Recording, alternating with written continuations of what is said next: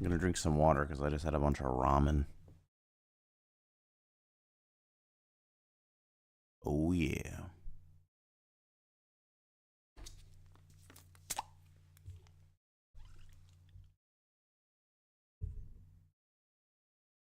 Hmm. This is now a water ASMR stream. If my microphone breaks, this wasn't worth it.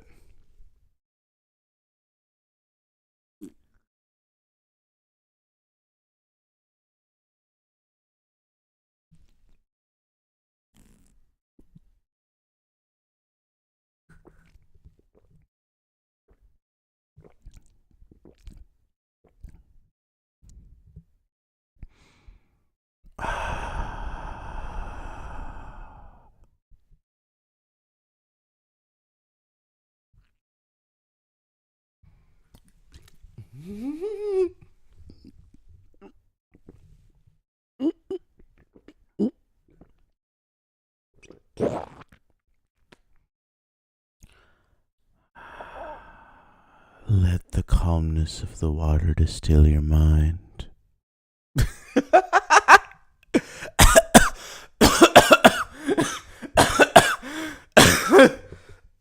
Mm.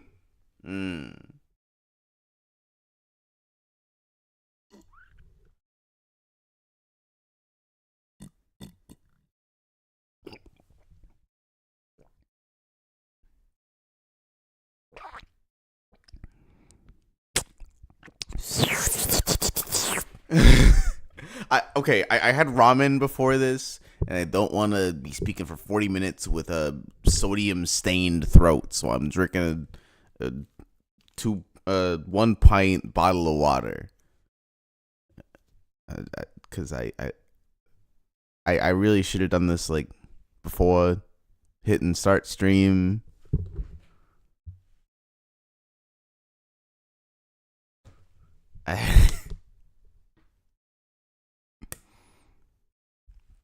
Oh my god.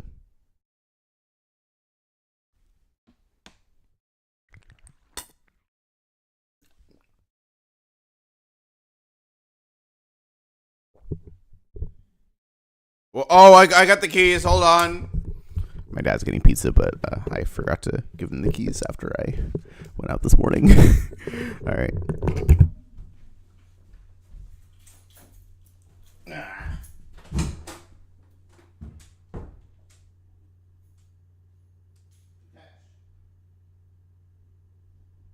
right.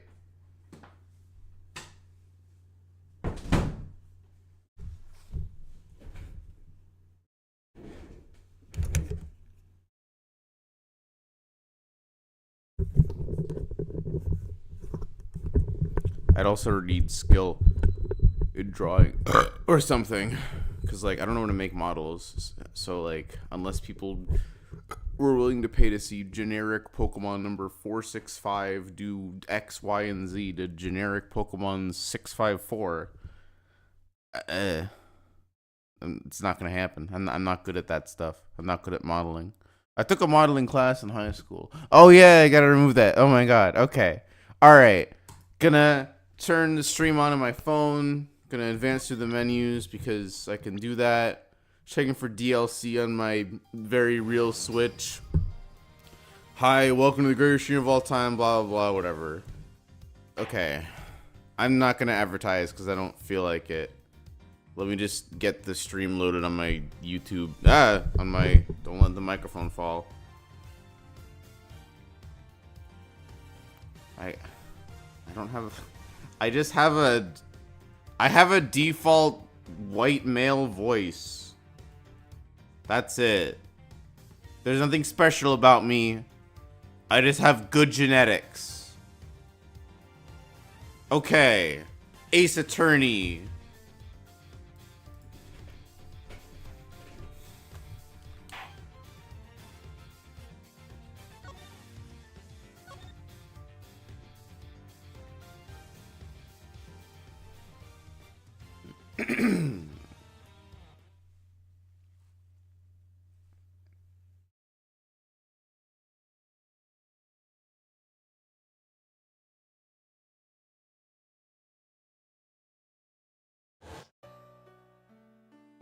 The murder that occurred in my office.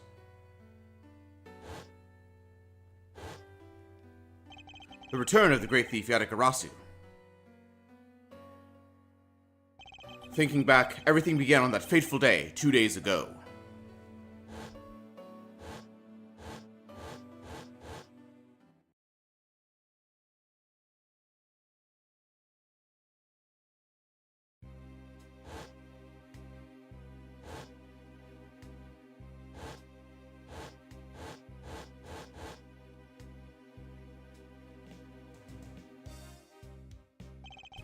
Yes, everything began high up in the air, 9,000 feet in the air to be precise. Thank you for flying Go You Airlines. We are currently experiencing some slight turbulence. We are asking all passengers to please return to their seats and fasten their seatbelts.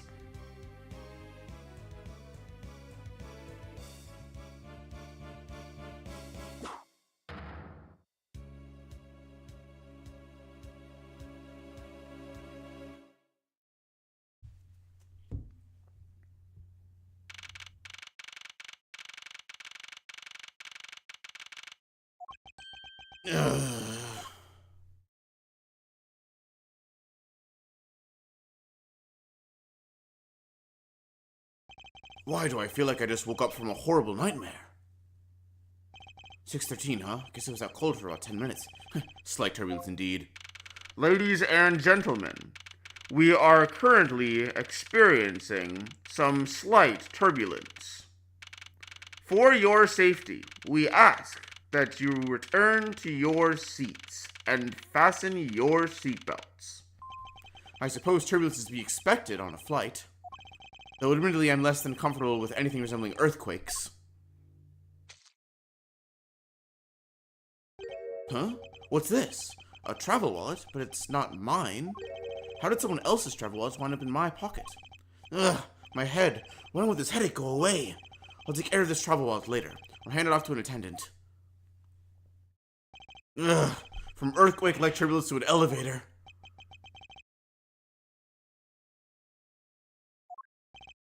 What am I doing hesitating like this? Actually, I know full well why I hesitated. It was when I was still but a young child. I was caught up in a murder that happened in an elevator. But how long am I going to let my past haunt me? It's just an elevator. I'm a grown man now. I need to behave like one. Ugh.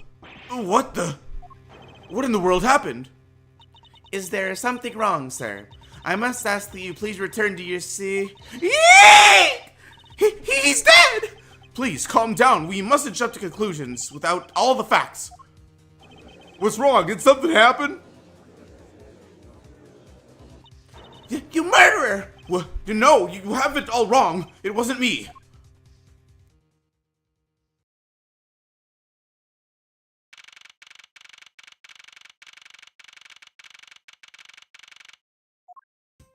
Everyone, I am sorry to interrupt, but I have an important announcement. I am one of your flight attendants today, Rhoda Tenero.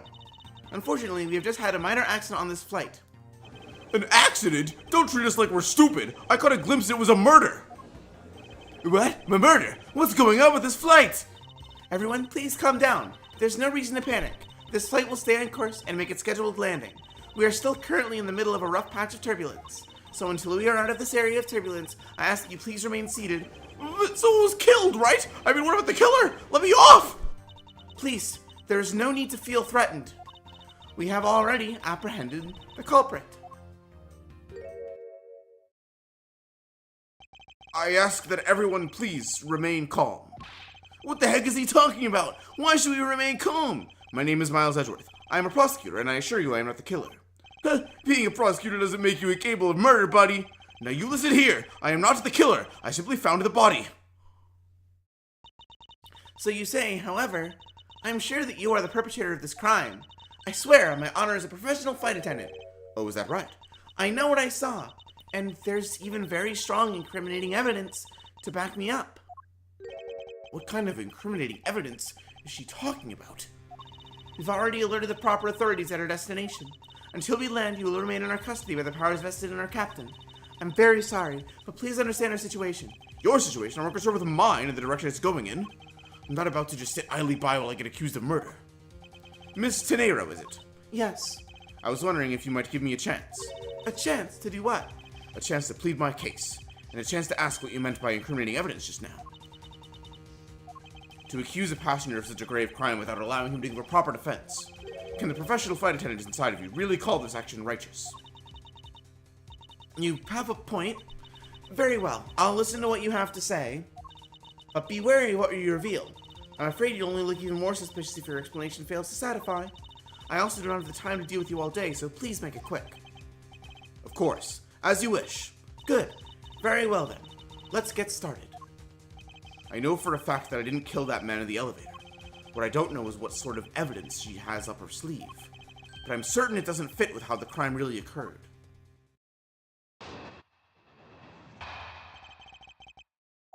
I swear to tell the whole truth as a professional flight attendant. Unfortunately for you, Mr. Edgeworth, I am certain that you are the killer. The scene I saw in front of the elevator, it was you standing there with fresh blood dripping off of the murder weapon. So if you would please cooperate, we'll turn you over just as soon as we land. That's it? That's her evidence? I don't think you could ask for a more perfect witness testimony. Wouldn't you agree, Mr. Edgeworth? Not really. It's hardly perfect when there's a gaping hole in it.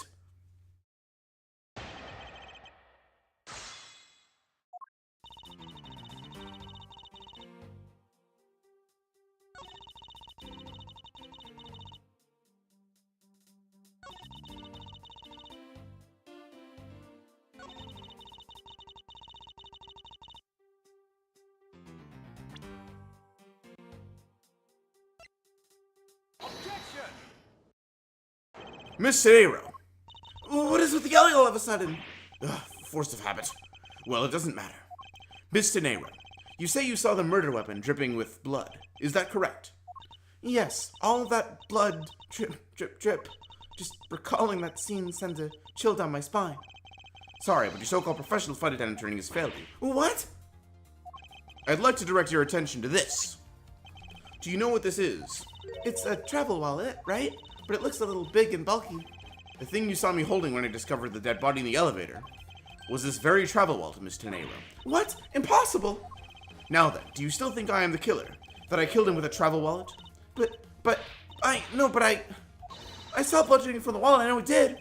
As you can see, this wallet is clearly stained. But if you would be so kind as to take a whiff, I think you'd agree it's only grape juice. Then...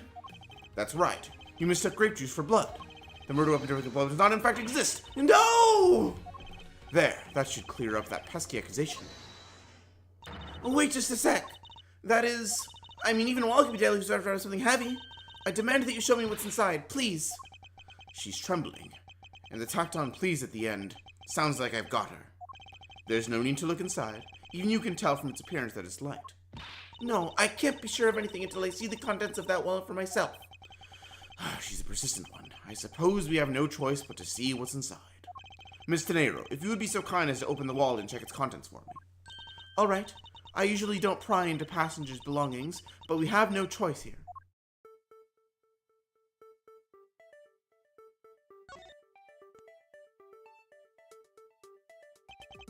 It seems this passport is all that's in here.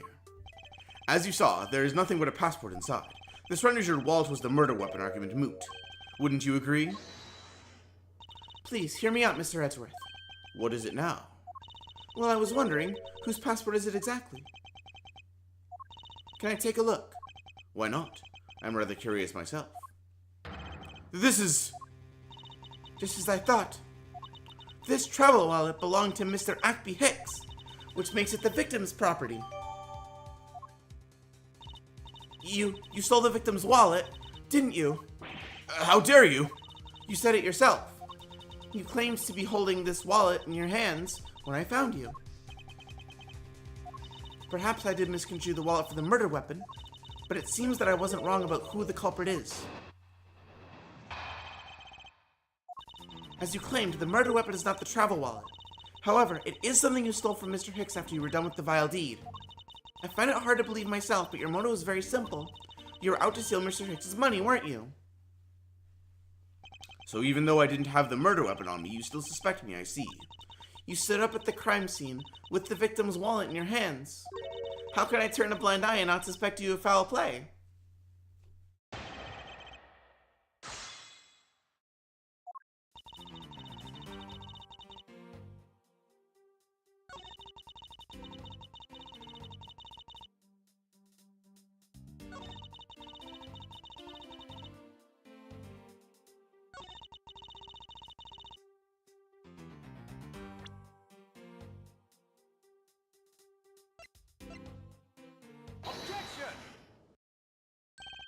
I wonder if I might get a word in, Miss Tenera. What is it now? Miss Tenera, I wonder if you noticed the contradiction within your own testimony. What are you talking about? It's simply impossible that the motive for this murder was monetary theft. One glance at the crime scene should have told you that. What about this scene would prove that the motive for the murder was not the money? Surely it's not the money on the goddamn floor. If I may direct your attention to the things strewn all over the floor. Ah, that's right. The floor is covered in bills and coinage. By your rationale, these are the very things the killer was after. Ah! I think we can assume that the wallet fell during the victim's struggle with his killer. And I would think that the killer would have noticed something like money scattering everywhere. Furthermore, as you can see, there was no effort made by the killer to gather the money. But the wallet...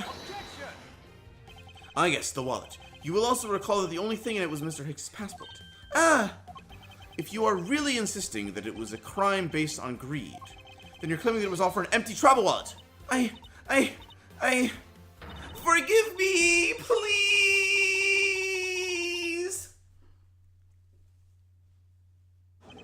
Hey, what the heck? Are you saying the attendant's wrong? So that guy isn't the killer? Don't believe it, everyone. It's a trick. Will you all please be quiet? Miss Tenero. Yes? You lost your cool when you saw the dead body. Plus, the lounge was dark, and looking into the light from the elevator, it's easy to see how you mistook the wallet in my hand for the murder weapon. I take no offense that you thought that I was the killer. Mr. Edgeworth. Thank you for releasing me. What is it now? Miss Tenero, if you could please translate, I'd be much obliged. It sounds like Brigidian, but I don't understand any of it. There's another attendant on this flight who...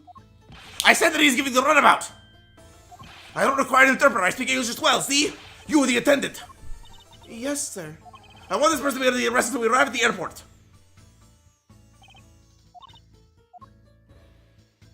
I'm sorry, sir, but what exactly are you hoping for? What is it you want? I'm not finished directing the lights to you! Please, I would like to hear why you would like me to be held under arrest until we land. You have the right to run waste my time! You were the one who struck your nose into my affairs. I want to spend even at least one more second with my precious art. I have no time for other things. I know what you are, I see through you. Installment, yes, I appreciate that's how you say it in English. Well, I should hope I'm not monetarily bankrupt, but I don't think that's what you meant. I'm sorry, but I don't think I caught your name. I'm Siegel Brock II. I am very wealthy man in Virginia, but I'm not an illiterate man. I am an utterly illiterate of beauty. Mr. LeBlanc, what did you mean just now? Pardon? When you said that Mr. Edgeworth was giving me the runabout. I have to explain? Unbelievable. I will say it once and only once. I do not have even a second to waste time as money, as they say. Yes, and yet you continue to blather on. I saw the victim go in the elevator, going out of the lounge. It was exactly at 6 o'clock. And what's the significance of that time? At 6, he says. Wait, you saw him at 6? Ah, what's the matter, Mr. Edgeworth? He understands, I see. Mr. Tenth, what time did you discover the body? Well, it was a little after that patch of turbulence, so I would say around 6:50. Ah! Hicks was his name, was it? Then I say that man Hicks was killed in a 50-minute time span. The only person allows that time with this prosecutor, yes?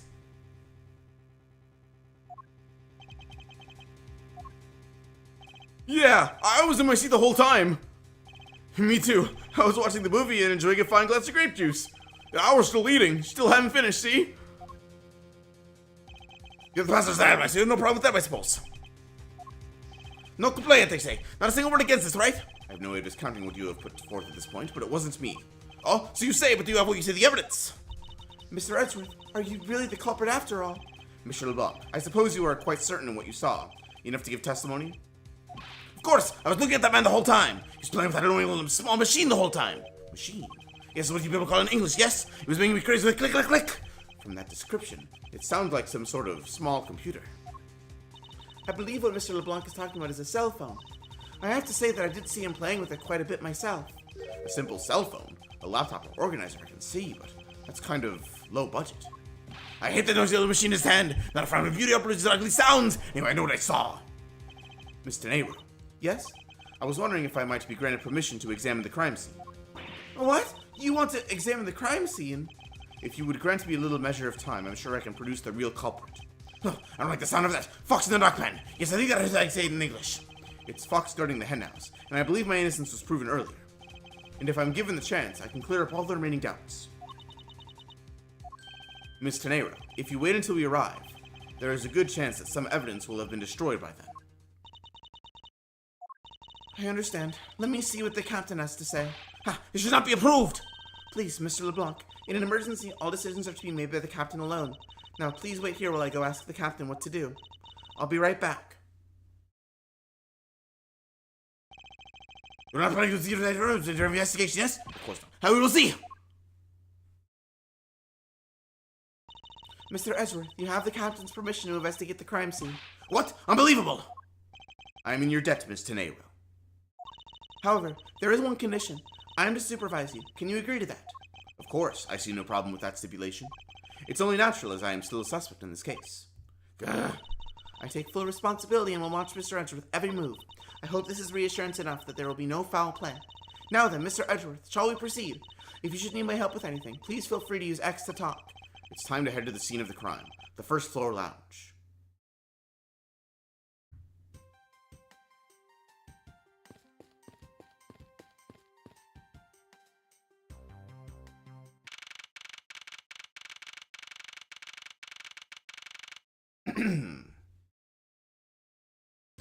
I want to thank you for your help back there, Miss Tenero. It was nothing.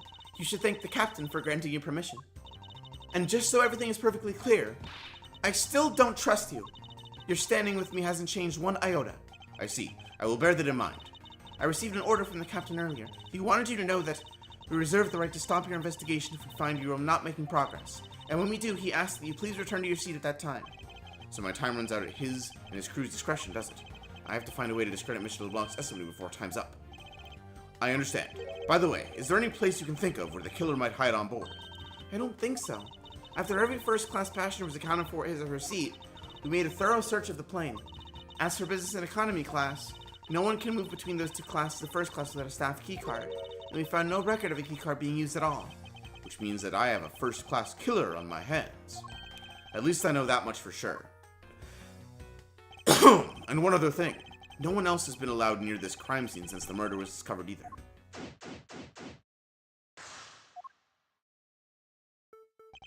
Now then, let's get started. But where should we start from?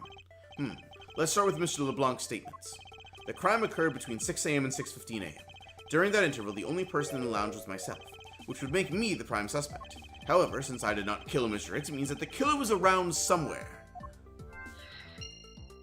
If we are to believe what you say is true, then yes. The first order of business will be to gather information and win your trust. What floors does this elevator service? Only the first and second, although it can also go down to the cargo hold. However, that requires a flight crew keycard. So the only floors accessible to passengers are the first and second, huh? I won't rest until I've inspected every suspicious-looking nook and cranny. What is this sinister-looking figure on the floor here? Oh, that's a piggy bank of our company mascot, Captain Hugo. It's just one of the many pieces of merchandise we sell at our in-flight shop. This bank is limited edition and is so popular that we're down to our last one. You have an in-flight shop? Yes, it's just beyond the lounge to the right. The shutter to the store is closed at the moment, but it was open the whole flight up until Mr. Hicks's body was discovered. There's blood on here. Could this have been the murder weapon?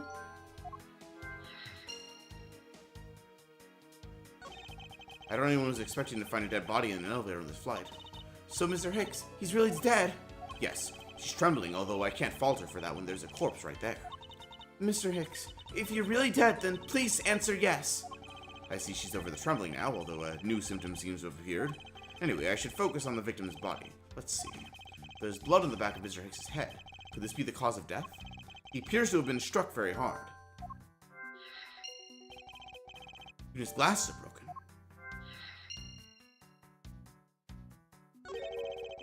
There's something sticking out of his pocket.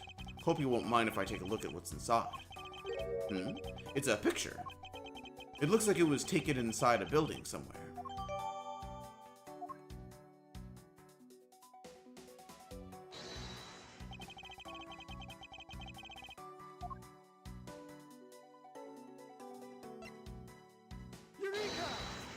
Mr. Hicks's machine is nowhere to be found. His machine? His cell phone, Mr. Nero. Oh, so I guess because it's not here... Yes, I think we can safely deduce that the killer took it.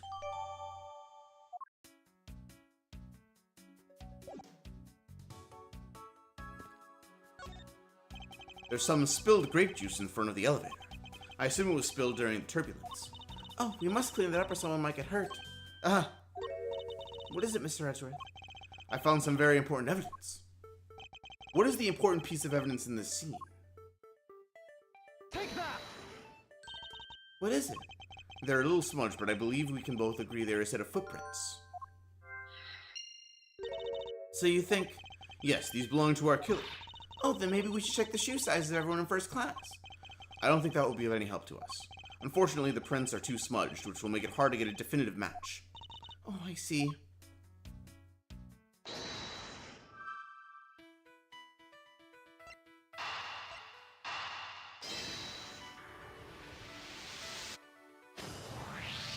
A statue with blood on it lying next to the body of a man who was beaten to death.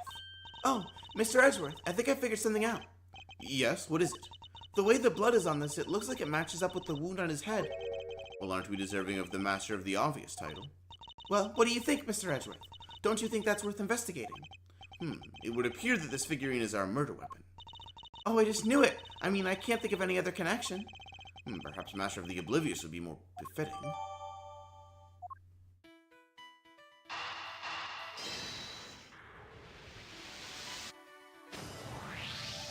True, there wasn't anyone else in the lounge other than myself right before the turbulence.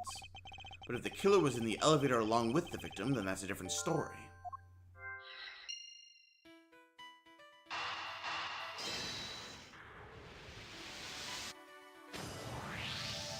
I have it! I'm sorry, but I don't understand, Mr. Edgeworth. I can prove that someone other than myself was here around the time of the murder. What? Really? Yes, it's rather simple, actually. The proof is in the pudding, or rather the grape juice in this case. These footsteps here confess to this very fact, that someone exited the elevator alive. Seeing as how the victim is dead, that would mean a second person. But couldn't the footprints be from Mr. Hicks himself? But if you take a look at our victim's shoes, you can see the soles are spotless. Which means... Mr. Hicks wasn't alone in the elevator. In fact, it's quite the opposite. There was actually one other person inside the elevator.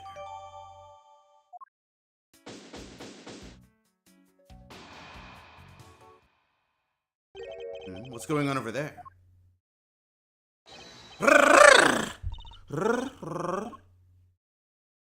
Unforgivable! This is unforgivable! Do you understand what I'm saying? The movie is late! It's the same level of bad as if the place to ride at 8. But that movie... What? I won't talk to you anymore! You're just wasting my time! What is the matter, Mr. LeBlanc? If there's no emergency, please return to your seat, sir. Don't tell me what to do! I need not to sit down! Well, Mr. Prosecutor, did you prove her innocence yet? If you would like. I will prove my innocence to you right now. What? Nonsense!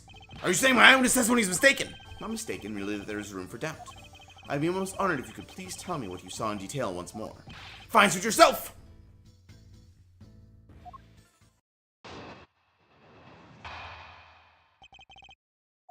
I'm certain I saw Mr. X enter that elevator. It was when the needles on my pocket watch pointed to 6 and 12. The body was discovered 15 minutes after that in the lounge, yes? Then you're the only person who watched that. I must be the criminal! Mr. LeBlanc's conclusions seem to make logical sense. After all, the only person in the lounge at this supposed time of the murder was me. So my eyewitness testimony. If you think you can destroy it, then come let me see. Hurry, do I look like a man who is having the time to wait for you? Why is he so irritated? I'm the one accused of murder here. Anyway, I must find a way to discredit Mr. LeBlanc's account somehow, and fast.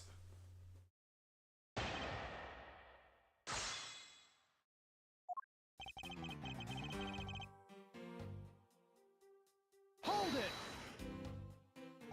Mr. LeBlanc, were you able to get a good look at the inside of the elevator at the time? Where's that one inside?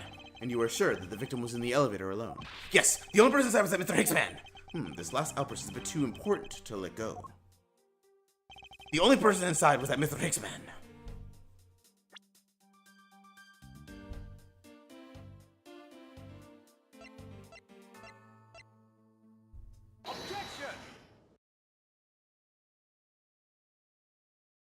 Mr. LeBlanc, what is it? There is a very glaring contradiction in your testimony. What do you mean? Please take a look at the area in front of the elevator. There, the spilled grape juice. Yes, and will you also spilled it with the blood? No, it spilled itself during the turbulence. But the interesting thing here is a set of grape juice footprints. Footprints? Yes, the ones that lead from within the elevator out into the lounge itself. It's evidence that proves that someone other than Mr. Hicks exited the elevator alive. Oof! There must have been another person in the elevator when Mr. Hicks. Now then, I'm done playing games. Why don't you tell us the truth? Can you please translate for us? No way, that's totally impossible, I guess is what he said. No way, that is totally impossible! I know there was no other person there. I saw it with my own eyes. If you want to know what I think, Mr. Edgeworth, I don't think Mr. LeBlanc is lying to us. I suppose she's right, he doesn't seem to be lying. But then what does it mean? What about this contradiction? Mr. LeBlanc, please, just once more, will you recall the details of what you witnessed for me? I was very upset when Mr. Hicks passed by my seat. I was always saying the time over and over again. I happened to follow that man with my eyes when he passed me. I saw clearly into the elevator he was entering, but I swear there was no one else inside. No one! Mr. LeBlanc, if you would please calm down. What? Do you have an issue with my eyewitness testimony? No, not at all. Please forget I said anything. Yet again, he doesn't appear to be lying. But I can't let this testimony stand as the truth.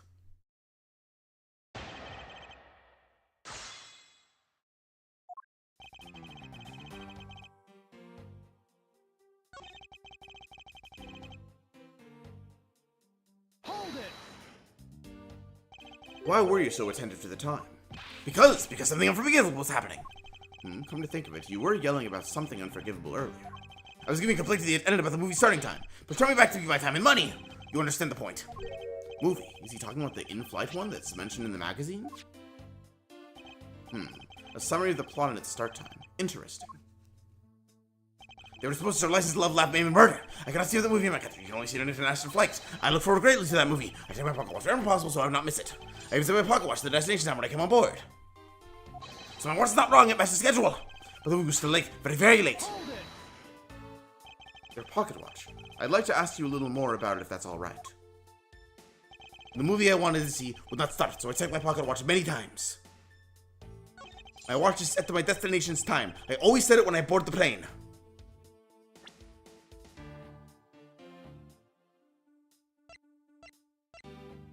Objection!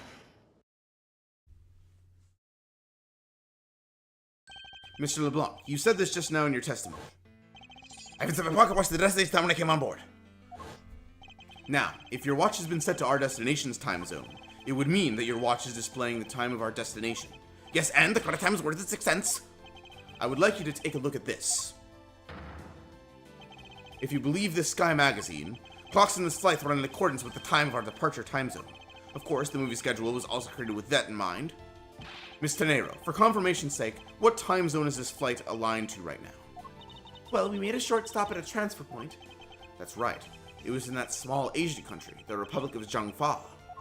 But we didn't readjust our onboard clocks that time. So right now, we are still running on Virginian time. What? The time difference between Virginia and our destination is 9 hours. In that case, it's only natural that your watch will be out of sync with the schedule. What? Further, with your analog watch set to our destination's time, it would appear to be running 3 hours fast when compared to the flight's onboard clocks. It also changes everything about your testimony. And you can bet 1,000,000 cents on that. In light of this information, you saw Mr. Hicks 3 hours prior at 3 a.m. My 1,000,000 cents! You should clear up all of the remaining accusations. So this basically widens the time frame for the time of death, right? Yes, because Mr. LeBlanc saw the victim enter the elevator at 3 a.m., it means that the time of death could be anywhere from 3 to 6:15 a.m. The question now is, where was Mr. Hicks during that span of time and what was he doing? I've got something to say. And you are? Yeah. Oh, I'm Kemi Meal. I'm a flight attendant. And what is it you wish to say? Well, I think your story is a little different from how I remember it. What do you mean, Kemi? I saw Mr. Hicks sitting in his seat at 5 a.m., you know? What? How can you be so sure of the time? Oh, that's right. He pushed his call button while we were parked at the transfer point. Ah, the stop we made for refueling and cargo transfer in Junk Fa, correct? Yes, it was from 4 to 5 a.m. according to our clocks. And during that time, did any of the passengers leave or did any new ones board this flight? No, not a single person got off or on in Zenfa. What about the flight crew? The few who were handling the cargo transfer might have temporarily gotten on or off, but eventually everyone, including Cammy and myself, came back in the plane. So basically, I can assume that no one left or got on since our initial takeoff. Interesting, I should keep that in mind. Yeah, and I answered his call. I can tell you Mr. IPX was there in his seat when we took off again at 5 a.m. Alright, then that puts the time of the murder between 5 and 6:15 a.m. Okay, and now, what time did you come down the lounge, Mr. Edgeworth? We're coming down here almost as soon as we left the Republic of Jung Fa. Ugh! You were here the whole time for 5, yes? You were the only one who could be the killer. Mr. Edgeworth, were you really here in this lounge the entire time from 5 a.m. onwards? Unfortunately, yes. But then, how do we explain the footprints? Is it not that obvious? This man waited for Mr. X here in his lounge, waited to kill him, and then he put the corpse in the elevator. That is when the turbulence happened. My eyewitness says when he may have been mistaken, but what time I saw Mr. X enter the elevator on the second floor does not matter, because the entire incident concluded here in this lounge. What happened to this lounge? Is that what you really believe, Mr. LeBlanc? Well, do you have another idea? I simply feel that there is something out of place in the scenario you presented. Is there something that could tie this crime to a location other than this lounge? Take that! The murder weapon. This little piggy bank is sold at the in-flight shop. It is sold there and only there and is not displayed here in this lounge. How then did it find its way here? Don't you find that a tiny bit suspicious?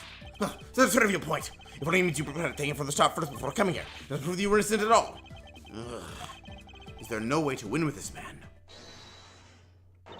If I may. What is it? You see, well, it's just as Mr. Edgeworth says. Oh, and why do you know this so well? Well, it's just that the piggy bank was there in the shop. I saw it with my own eyes. And when was this? It was maybe around 5:40 a.m. Isn't that just before we hit that patch of turbulence? That's right. What, you were in the shop just before the turbulence? Yes, I was. Come to think of it. Miss Tenero, when I found the body, I believe you came out of that door. Yes, I did. And what is beyond that door? That's the flight attendant's room. Then you were on the first floor? Yes. I had to do something at the shop and in the flight attendant's room. So I went to the shop first and then to the flight attendant's room. Are you saying you passed by me at some point?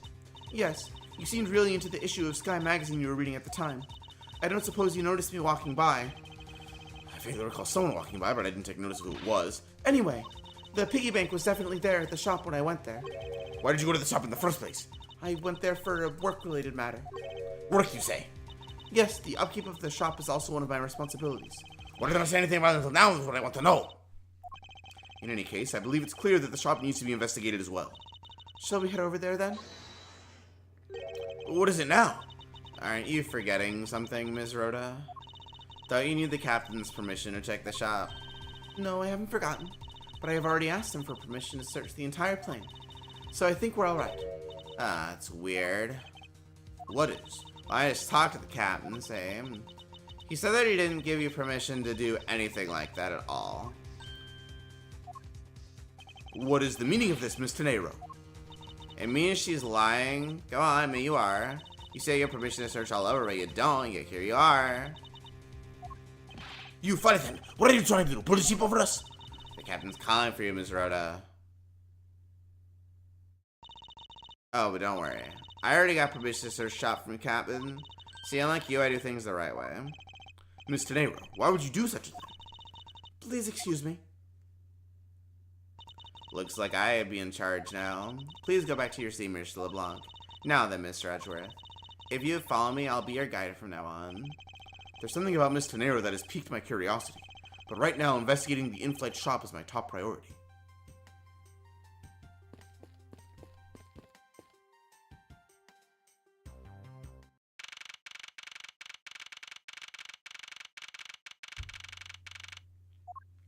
So this is the in-flight shop.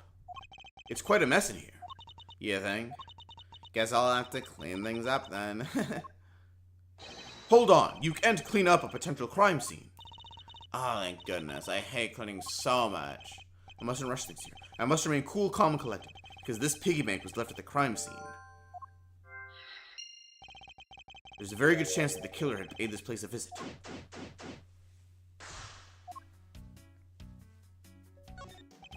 What are these? Oh, those are a company's completely original line of suitcases. Proudly flying out the door. That's how popular they are. You should buy one and see how you like it. You won't regret it. Perhaps that's how things work on this flight, but in the real world, you try then buy. No way, but either way, it doesn't really matter. True. Either way, why would anyone buy a suitcase after they've boarded the plane? Anyway, see that? Just look at all the Captain Yugo heads painted on there. Cute company mascot, isn't he? They're painted on with a lot of care. Doesn't he look like he's about to jump out at you? It is certainly making something jump inside my stomach. Oh, guess there's no fooling your refined taste. You look like you really wanted to get one, and I thought I was gonna finally make my first sale. Sorry I threw it. That's dumb though. Don't ever make me try to give you a sales pitch ever again, okay? I never showed any interest to begin with. It really is pretty horrible, isn't it? You want to know something? The suitcase was designed by Ms. Rhoda. Ms. Turnabout designed this. Yeah, it was a company-wide contest. Well, it does have a very sharp design sense. Sharp, like stingy sharp cheddar, maybe. I really have no idea why the bigger decided to go with it. It's so blah. Ms. Turnabout designed this, did she? It's definitely not what I would have expected. Ugh! You okay? I'm fine. Please watch yourself, Miss Meal. Letting a suitcase freely rolled around has got to be a safety violation. Here, I'll put it back.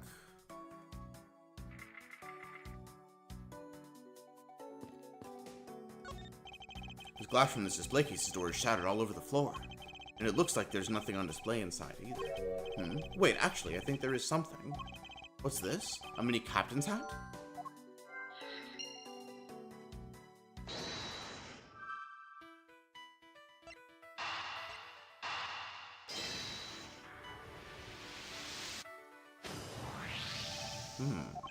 The hat probably used to be on the piggy bank's head. Let's give it a go and see. I believe this piggy bank was forcibly removed from this display case. Does this mean that the killer broke the glass to get at it? Really? Don't tell me you don't know what things go where in the shop. Well, I don't. Miss Rhoda's in charge of this place. So come on, I don't know anything. It's saying the further inspection of this display case is needed.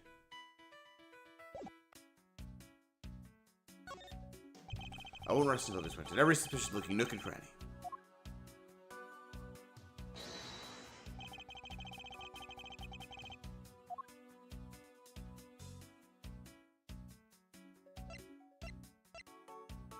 Eureka! There's definitely something very unusual about this. Well, what? If the killer had broken the glass to get at the Captain Yugo bank, there should be shards of glass inside the case itself. Ah, I see. Yeah, I like that. However, there's not a single piece of glass inside the display case. No, there isn't. Which means that the glass was broken from the inside out. The piggy bank must have fallen over from the turbulence and right through the glass. Yes, for sure. There's so much glass all over the floor. I'm willing to bet that this hat was knocked off its head at that time, too. That's nice. Which leads me to believe that the killer took the Captain Yugo bank from here after the turbulence.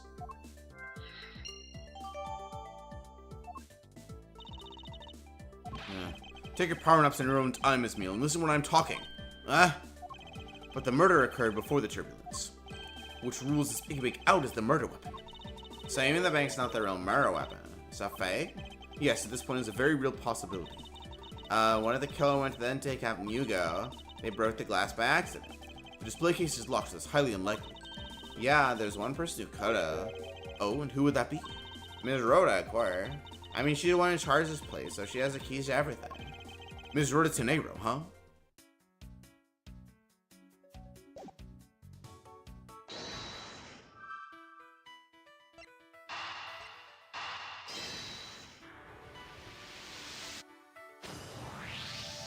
Yes, there is definitely something wrong here. What was the son yelling? Tell me, Miss Meal, don't you think there's something strange about those suitcases? Oh, sure, it totally was strange, like the color and such. That's not what I'm talking about. Now pay attention. You're scaring me, my Star Drawer. Sorry, these suitcases are lined up a bit too prim and proper. Yeah, look about tight, don't they? Guess I take after the creator. Again, that's not what I meant, Miss Meal.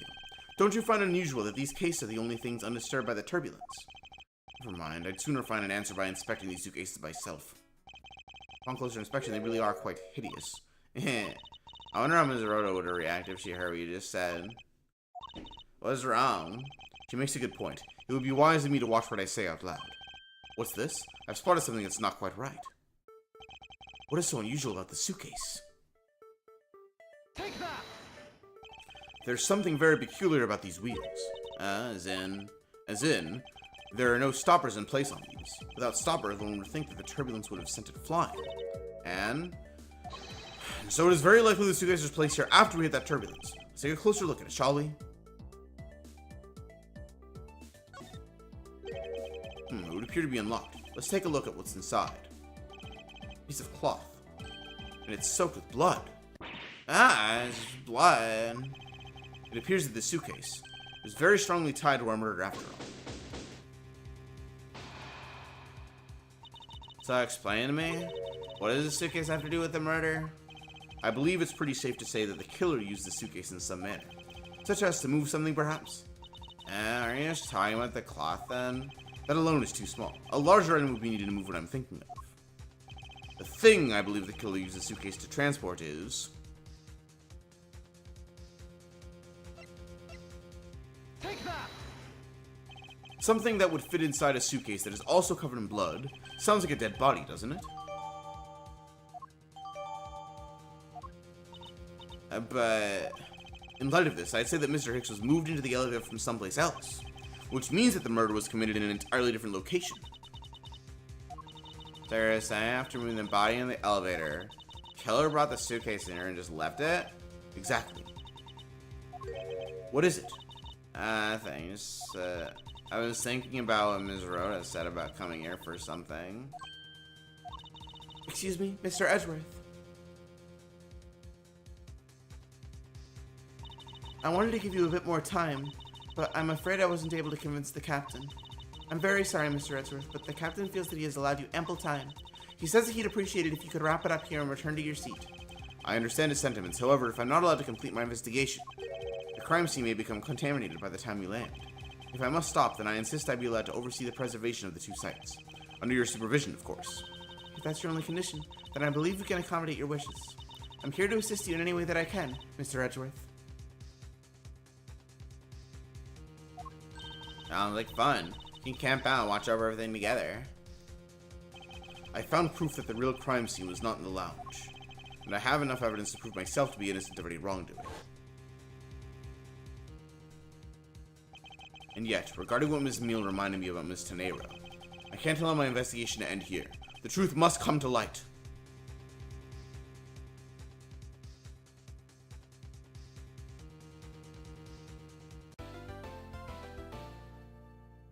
Oh, I don't like that the music just cut off like that. Like, usually it fades to 0. Yo, I got 4 viewers. One of them is me, presumably. Because I'm watching the stream on my phone, technically. Do I continue, though? I don't know. 4 is a lot for me. Gosh. Big Brother's not for another 2 hours. LeBlanc's voice, oh my god. I shouldn't have done what I did. That was pretty bad. Like ruined my my fluctuation for the rest of the stream. Lit. I forget whether there are 2 or 3 parts in this case. It's been what, like almost an hour? Like 40 minutes? Okay, that felt like it was a long time because we were like in a lot of different places, but it was only like 40 or it was like 50 minutes. Okay. I don't know. Should I? Shouldn't I?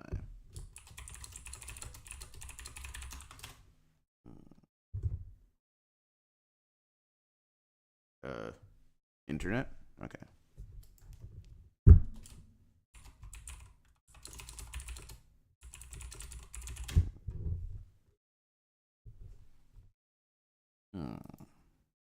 Not sure what I want to do.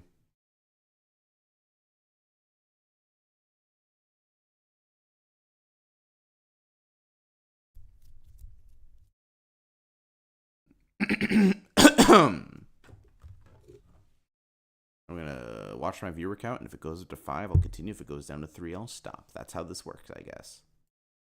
It just means anyone can just stop the stream from happening at any time by just leaving for the lulz.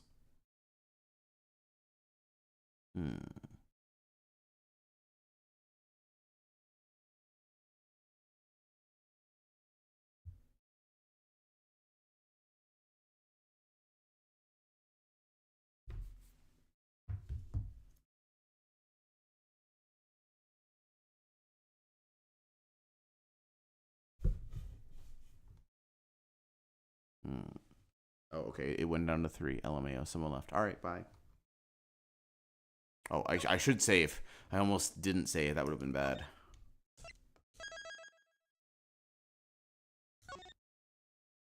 Yeah.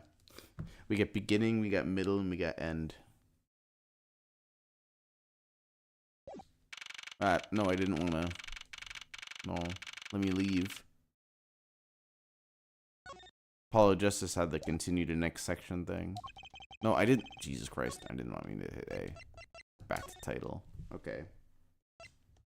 Bye and stuff.